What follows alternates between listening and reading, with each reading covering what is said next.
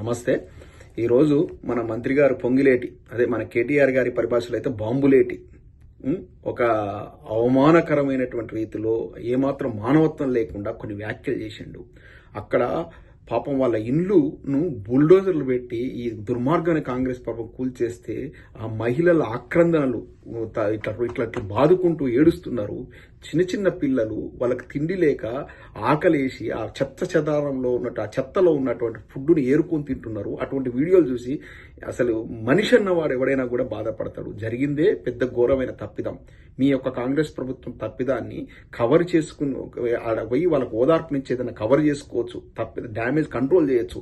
ఇంకా పుండు మీద కారం చల్లినట్టుగా వాళ్ళ యొక్క బాధలు మీకు పెయిడ్ ఆర్టిస్టుల యొక్క అరుపుల్లా కనపడుతున్నాయా?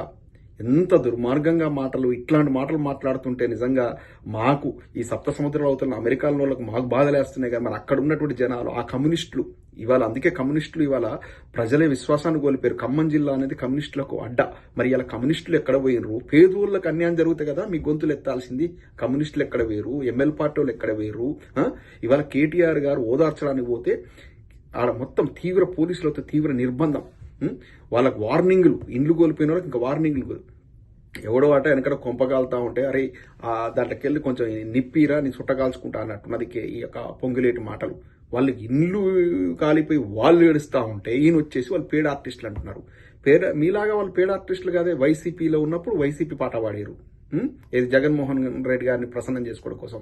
కేసీఆర్ గారి పార్టీలో, బీఆర్ఎస్ పార్టీలో, టీఆర్ఎస్ పార్టీలో ఉన్నప్పుడు అప్పుడు కేసీఆర్ గారి పాట పాడారు. ఇప్పుడు కాంగ్రెస్కి వచ్చిన తర్వాత ముద్దబాపు రాహుల్ గాంధీ పాట పాడుతున్నారు. పైసలు ఇచ్చి ప్రతి నెల మూటలు పంపుతున్నాము, కావాలంటే 1000 కోట్లు ఇస్తామని మీ గుంపు మేస్త్రి గారు రేవంత్ రెడ్డి గారు ఉటంకించారు. ఆడ ఢిల్లీకి ప్రతి నెల పైసలు పంపి ఆ యొక్క రాహుల్ గాంధీ, సోనియా గాంధీ చెప్తుంటే ఎట్లా ఆడమంటే అట్లా ఆటలు ఆడుతుంది మీరు పేడ్ ఆర్టిస్టులు. పదవుల కోసం మీరు కాంగ్రెస్ పార్టీకి అమ్ముడు పోయి కాంగ్రెస్ పార్టీ, నీచమైన కాంగ్రెస్ పార్టీ వాళ్ళు ఎట్లా చెబుతే అట్లా ఇండ్లు కూల్చామంటే ఇండ్లు కూల్చుతున్నారు, పేదోళ్లను నానా ఇబ్బందులు పెడుతున్నారు. మూసీ నది ప్రక్షాళన ఏదైనా కమిషన్ల కోసం 1 లక్ష కోట్ల 2 లక్షల కోట్ల అప్పు పట్టుకొచ్చేసి కమిషన్లు దొబ్బుదామని ఆ మూసీ ప్రక్షాళన పెట్టుకున్నారు. ఎవరు అడిగిండు మూసీ ప్రక్షాళన? అక్కడ పోయి హైడ్రా అని పెట్టి డిమాలిషన్ చేస్తూ పేదోళ్లను పాపం రూపాయి కూడా పెట్టుకున్న ఇండ్లన్నింటినీ కూల్చేసి వాళ్ళను ఆగమాగం చేస్తున్నారు. మీరు పేడ్ ఆర్టిస్టులు. ఢిల్లీలో ఉన్న మీ అధిష్టానం ఎట్లా ఆడమంటే అట్లా ఆడే పేడ్ ఆర్టిస్టులు మీరు మీ మంత్రివర్గ సహచరులంతా కూడా. ఇటువంటి దుర్మార్గమైన కాంగ్రెస్ పరిపాలన నడుస్తూ ఉంది. ప్రజలారా గమనిస్తున్నారా? వీళ్ళకు పేదోళ్ల పట్ల అంటే ఇందిరమ్మ రాజ్యం మార్పు పట్టుకొస్తాం, ఇందిరమ్మ రాజ్యం, ఇందిరమ్మ ఇండ్లు కట్టిస్తామని చెప్పేసి ఉన్న ఇండ్లను ఉన్న కొంపలు గురుస్తున్నారు. వీళ్ళు కట్టించుడు పక్క పెట్టరు, ఉన్న కొంపలు గురుస్తున్నారు.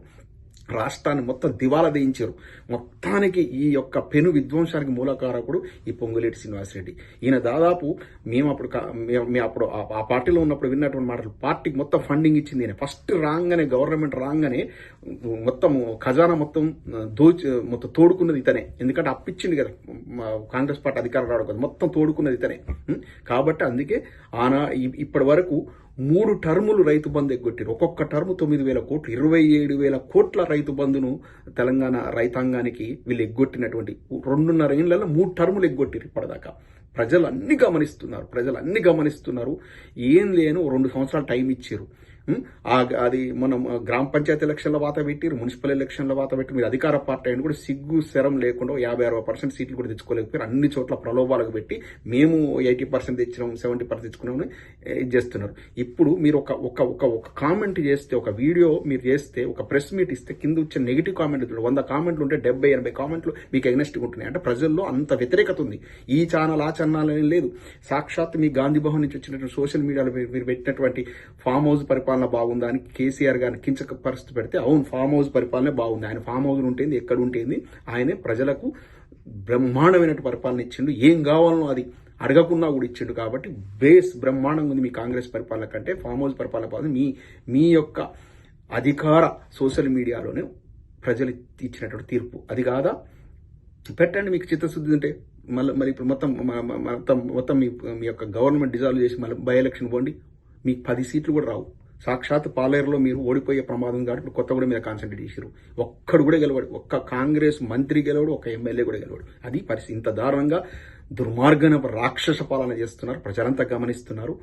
మళ్ళా దాని మీద పుండు మీద కారం జల్లినట్టుగా పేదోళ్ళ ఏడుపులు మీకు చిన్నారుల వాళ్ళ ఆకలి కేకలు మీకు పేడ్ ఆర్టిస్ట్ లాగా కనపడుతున్నాయి. అంటే మీరు ఎంత రాక్షస ఆనందాన్ని పొందుతున్నారో పేదోళ్ళ మీద దాడులు చేస్తూ అర్థమవుతా ఉంది. తెలంగాణ ప్రజలారా ఆలోచించండి. కాంగ్రెస్ అనేది ఎప్పుడు మనకు అక్కడికి వచ్చే పార్టీ కాదు. నేషనల్ పార్టీలు రెండు కూడా, బీజేపీ కూడా అక్కడికి. ఇలా బీజేపీ వాళ్ళ రోల్ ఏంది అక్కడ? కనీసం ఖమ్మంలో పోయి కనీసం సంఘీభావం ప్రకటించారా? ఇది ఈ రెండు నేషనల్ పార్టీలలో ఏం లేదు. మన ఇంటి పార్టీ, మన దైవం కేసీఆర్ గారే సావు నోట్ల తలబెట్టి తెలంగాణ పట్టుకొచ్చు. ఆయన చేతిలోనే సురక్షితం, ఆయన చేతుల్లోనే తెలంగాణ డెవలప్ అవుతుంది. అప్పుడు 10 ఏళ్ల మంచి పరిపాలన చూసాం, 2 ఏళ్ల ధృతరాష్ట్ర పాలన చూసాం. మీరే ఆలోచించండి. రాబోయే రోజుల్లో కాంగ్రెస్ పార్టీ బొందబెట్టాలి. జై తెలంగాణ.